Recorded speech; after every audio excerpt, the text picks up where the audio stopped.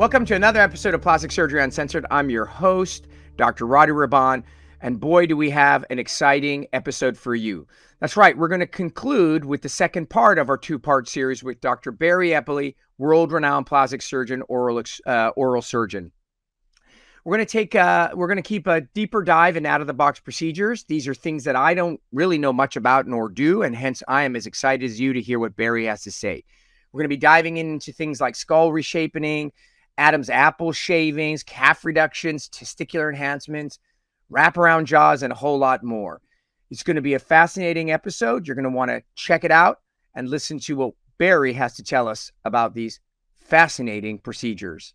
We are in a deep dive in out-of-the-box procedures with a world-renowned Barry Eppley, who is a true artiste here in this fashion. So, Barry, we've knocked out waistline reductions. We've knocked out shoulder reshaping. So let's dive into this. Obviously, is an area that I'm sure you gained through your craniofacial training, which is skull reshaping.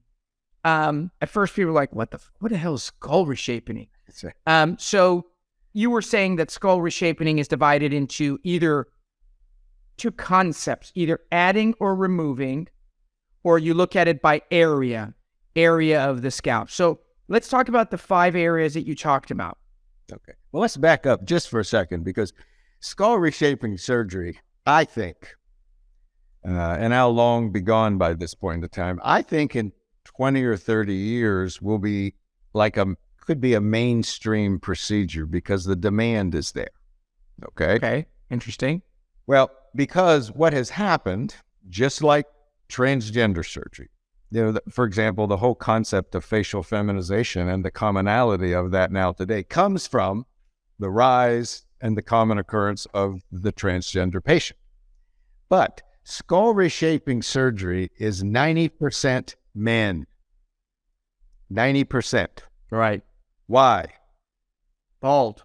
There you go. Men, there's bald. I'm losing my hair. I want to shave my head. I am shaving my head. And so you have a male who all of a sudden, and nobody ever thinks about this, I have 5 surfaces on my head, which is fully seen in any angle you choose to view it by. And therefore, it's not like a nose, for example, and I'm certainly not belittling a nose, but you don't see a nose from behind. Right. But you see your head from behind. And you never look at your head and only see one surface at a time. Not possible. So there is this demand of men, and there's just all sorts of aesthetic anomalies that bother people. From, I have an occipital knob on the back of my head, I have a scalp roll, the back of my head's too flat, oh, I have this ridge on the top of my head, oh, I have a bump on my forehead, the side of my head is too wide, the side of my head is too narrow. It's kind of, that's why I said earlier, there's 35 skull reshaping procedures that you can do. That's insane. And again, nobody would know this. Nobody would think about this, but it makes total sense. Because when a man loses his hair, often many of them go straight to shaving their head or buzzing it.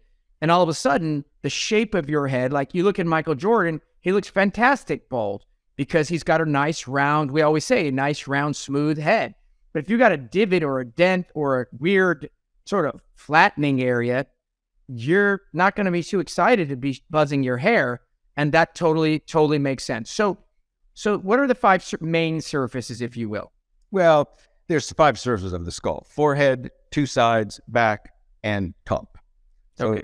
There are lots of things that could go awry on all of those 5 surfaces. Okay, but so you said the gist of it, which makes sense, is either you're adding something because it's flat or defect or depressed, or you are removing because it is an excess, whether a small amount or a total amount, correct? That is correct. So let's go towards the easier side, which is I have this skull and I have excess. It's bulging here or it's too prominent here. So the assumption is that we're shaving down the area that is of excess, correct? What are the methods of reducing excess skull? Well, minus the brow bones, and remember the forehead and your brow bones is actually part of your skull. But, minus brow bone reductions where you're dealing with the frontal sinus. Otherwise, it's just reducing the thickness of any area. Whether it's a raised area, the most common raised areas, and it's not uncommon at all, the occipital knob, the occipital bun, these bulges. That's the area in the back of your head that would be sort of what you put your head on when you rest your pillow. Yeah, and then there are people who have ridges off the top. It's the native sagittal suture. For some people, they don't have sagittal craniosynostosis, but it's like they have a microform of it, so they'll have a raised ridge or a prominence. So, and you basically are shaving, and so you're using a burr. You're burring it down with a powered, right, and burring it down. So do you ever have to osteotomize or chisel it out? Or most of these are just by shaving it down, contouring it? Yeah, shaving is the way to go. The key of it is, because just a lot of these people have, an exposed surface. How do you do all of that? Through the smallest possible incision. That's what makes it an acceptable aesthetic procedure. So we'll get to that in a second. The question I had, which has always fascinated me, I don't know if other people think about it, is the skull is not like one big block of solid chunk of bone, like a piece of wood, and you just get to burr, and you're like, okay, I'm going to take off, 5 millimeters or 8 millimeters or 10 millimeters. There is the cortex, there's the outer, there's the diplopia, and then there's the inner. So what's the max that you can go down without getting yourself in trouble? Oh, wow, look at the brain. What do you know? Sure. Well, remember, the skull is like an Oreo cookie, as I would explain to a patient. We have an Oreo cookie here. We got 2 inner and outer layers, and the little filling layer is kind of the diploic space. So you can take away the outer layer.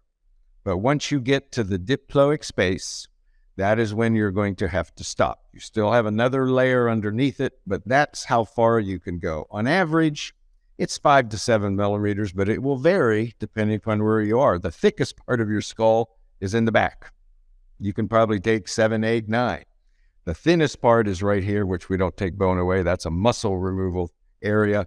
The forehead, maybe 3 or 4. So it does vary across it, but you're taking off the outer layer, and that's when you know where to stop when you come upon the marrow or the diploic space. Okay, so you basically you can take up to the max of the outer Oreo.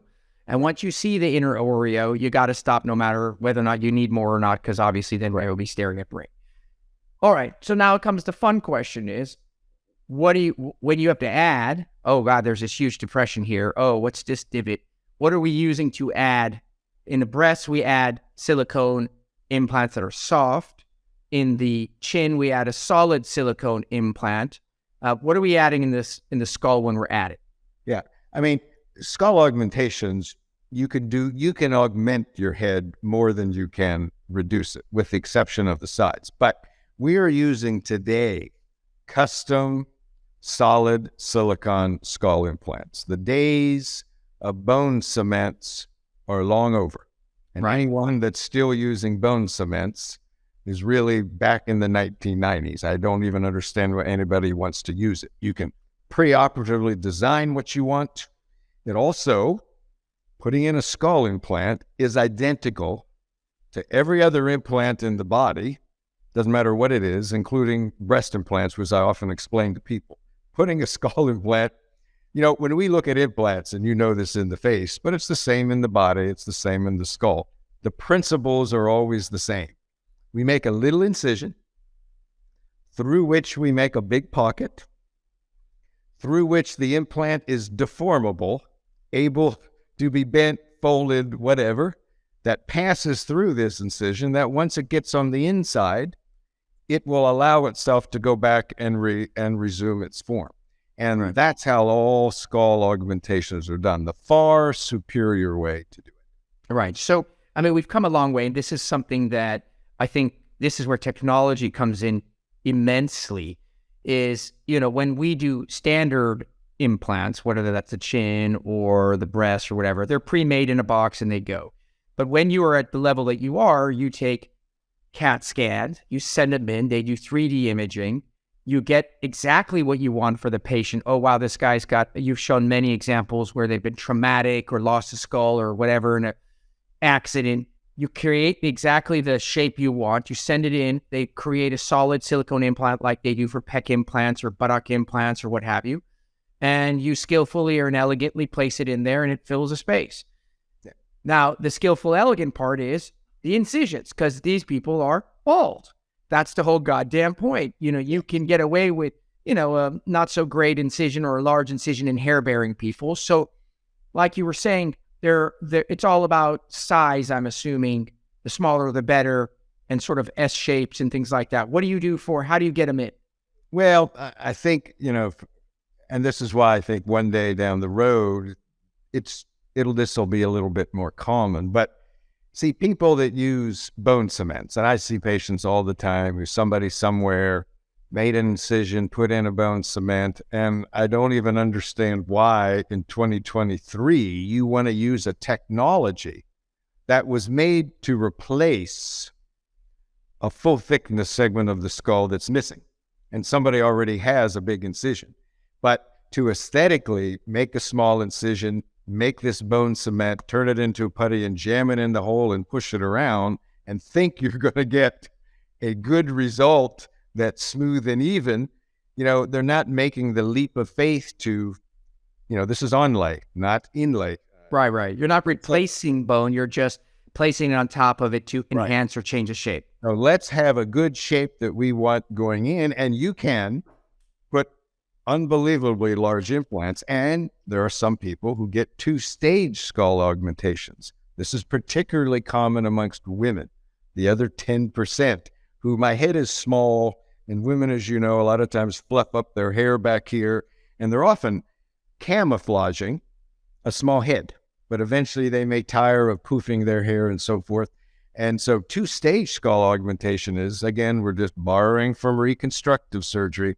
We put in a tissue expander, do a little incision, blow up the tissue, let them blow up the tissue expander over 2 or 3 or 4 months, and then come back in. And then we can put in a bigger skull implant aesthetically than what they might have had if they didn't have scalp expansion.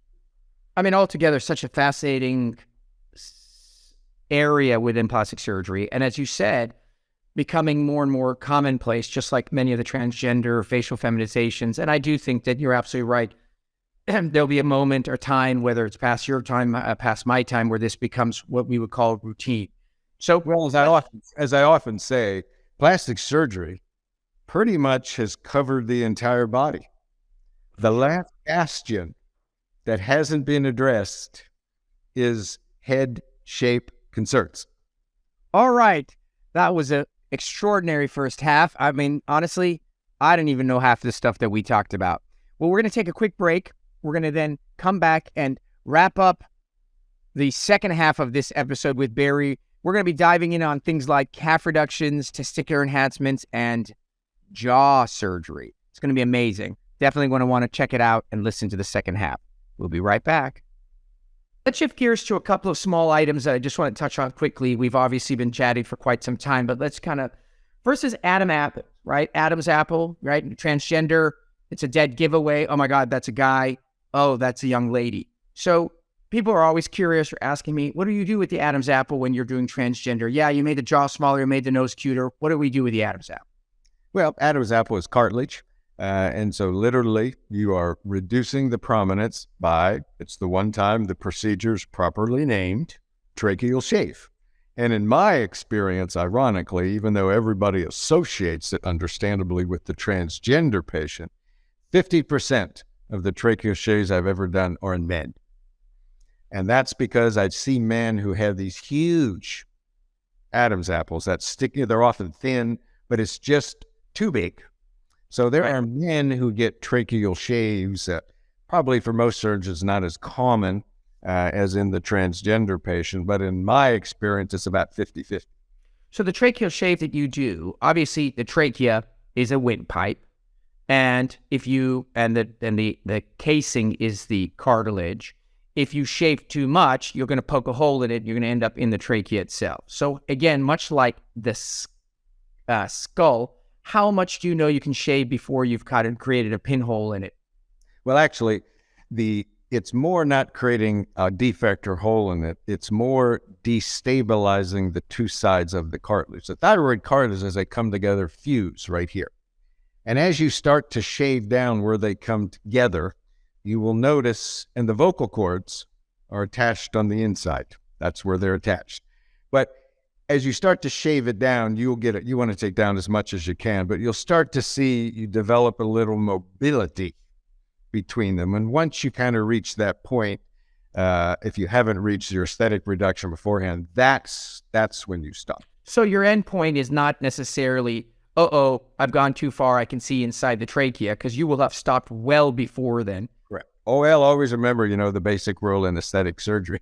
It's much, as I often say to patients, it's much better to have 70% of what somebody wants with no complications than 100% of their desired result with one. On average, how much can you reduce? You said on the skull, depending on the area, you can get anywhere from a couple of millimeters to maybe 8 millimeters. How much shaving on average can you get? Oh, you can easily get 5 or 6. It just depends on how much it sticks out. In men, you can get more than, the man who really has a prominent one. Sometimes you can take off almost a centimeter, but it's going to be in the 5 to 6 millimeter range. And then is the incision here where you do thyroidectomies down low and you go up there, or do you do right over it? No, actually, you do it right over it. Just find the little skin crease that people have. And the whole key is, this is the key. Some people put it up here. Some people try to do it transorally, all sorts of things. But I like to keep my rule is 1 centimeter. That's as big as the incision is, because remember, the incision is a mobile window. Yeah, you can move it around. There's no reason to make it bigger than 1 centimeter. Okay, excellent. Next question that I've had to ask people is regarding calf reductions, right? So we have calf augmentations as our other body parts, where much like the same concept of implant-related buttock augmentation, implant-related skull augmentation, calf augmentation is the same concept, small incision, stick a big solid piece of silicone on top. But now reduction, much more complicated because it's a functioning muscle, and there are individuals who think their calves are too big. So what do you do for calf reductions, and how common are they, and who comes to you? Yeah. Well, there are 3 techniques for calf reduction. By far and away, the non-surgical one, as you know, is Botox, but we'll move beyond that, assuming someone doesn't want Botox or they're tired of having Botox.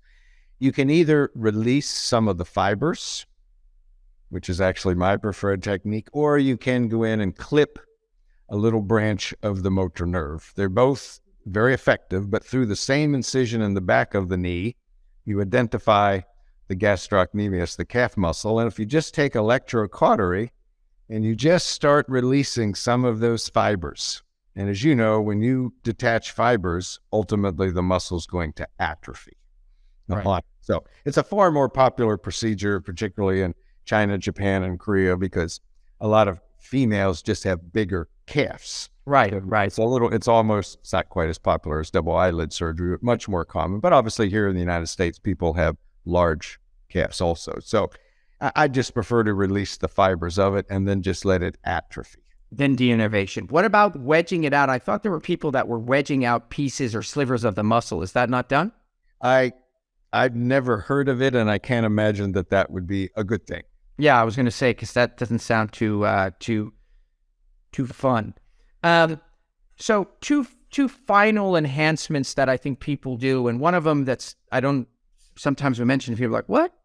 Testicular augmentation. I mean, I guess there's different people with different needs, and they want larger different things. And so there's testicular augmentation, and the other is total jaw. I just want to briefly touch on these. Tell me about your testicular augmentation experience, and who, where, when, how, etc. Yeah, we're not necessarily talking about someone who's lost a testicle and has, and wants an implant. We accept that that's a given thing. I like to use the term testicular enhancement. Men that would like to have their testicles larger. Now, there's 2 types of patients that have that, and guess what? Society has created one of those major needs. And guess what that major thing that has caused men to want to seek testicular enhancement? I don't know. The source of all evil to me is social media. So I don't know. Well, testosterone supplementation. Shrinkage. When you take testosterone, it may do many wonderful things, but it is going to cause your testicles to shrink. That is just kind of the way it is. So you will find, I was about to call them older men, although quite honestly, I'm probably older than most of them, but you'll find older men that are on testosterone. Many of them, some of them have penile prosthesis, fat injections, whatnot, filler injections to their penis, but they have what I call penile scrotal disproportion. So they want to enhance their testicles. There are a smaller subset of younger men who are after a bigger, more, if you will, extreme look. But most of them are these middle-aged older men where their testicles have just shrunk, and it's a big issue for them. So there are two methods to do it. Again, we only make them custom because we're not talking about 3 and 4 centimeter implants. We're talking about testicle implants that's 6 up to 7.5, sometimes 8, although most of them are in the 6 to 7. And there is side by side. If you have really small testicles, you can just put 2 big implants in and they'll be pushed aside. But if your testicles are a little bit bigger, we have a wraparound implant design that we put over it. And so that's why we call it the wraparound implant. See, I still, even though down the hall there's somebody who does that from me when I operate in my room, they're in the other room, I still find that one so fascinating. But it's interesting because it does make sense, because a significant amount of gynecomastia surgery is due to pot use, right? So if you use a tremendous amount of cannabis, a side effect is increased estrogen, which is then related to men having male breasts, which then has skyrocketed the gynecomastia surgical world. And this is similar in that the testosterone or growth hormone world has now led to this need. It's always fascinating why one thing pushes into another. The last thing I want to chat about, which isn't that unusual, but I want to just touch on it briefly because it's what we talk about, is a concept of the wraparound jaw implant. So obviously, I love chin augmentations. It's something I do a tremendous amount of in conjunction with rhinoplasty. They go hand in hand. And the chin implant is designed to enhance the chin.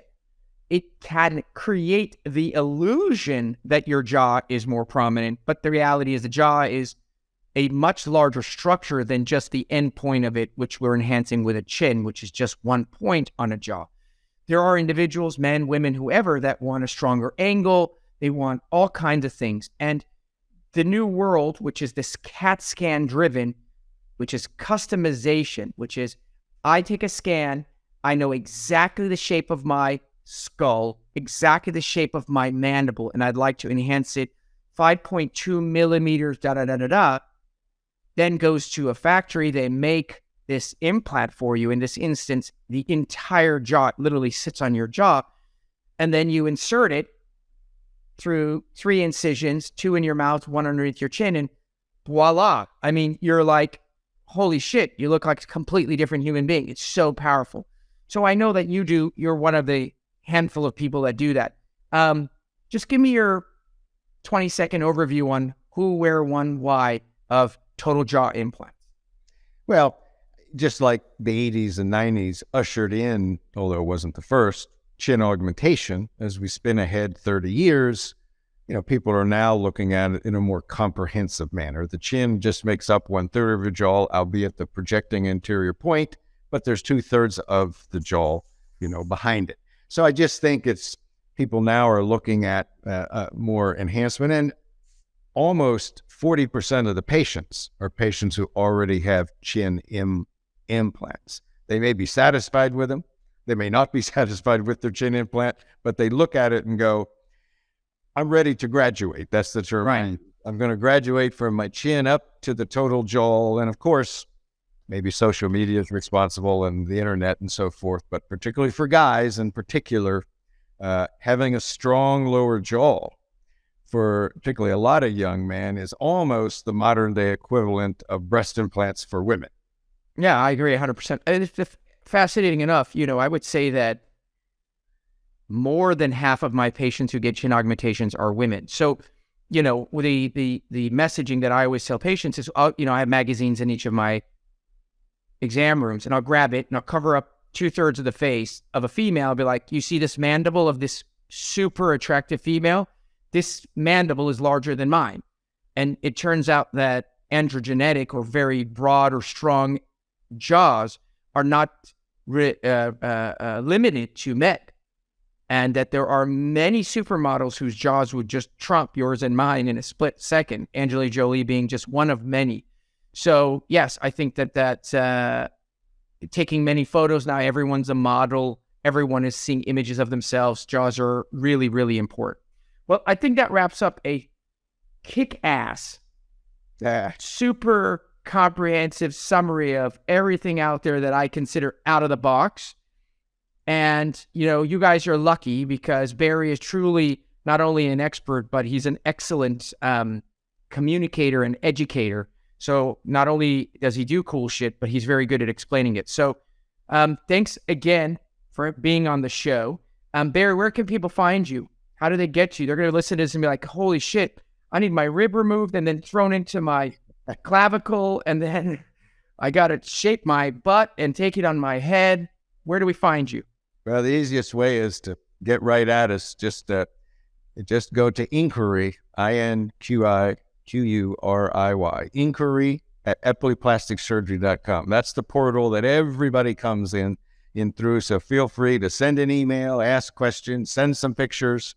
We get 30, 40, 50 a day that I answer them all personally for it. So that's a great place if you just have some questions, whether it's surgery you're interested in me doing or whether, which is not uncommon today, I've had surgery by Dr. Y. What do you think? Right. Eppley, for those of you who are just listening, is Eppley. Barry Eppley, Eppley. At eppleyplasticsurgery.com. Love it. Well, I hope that if you were ever curious about this, now you have some more information.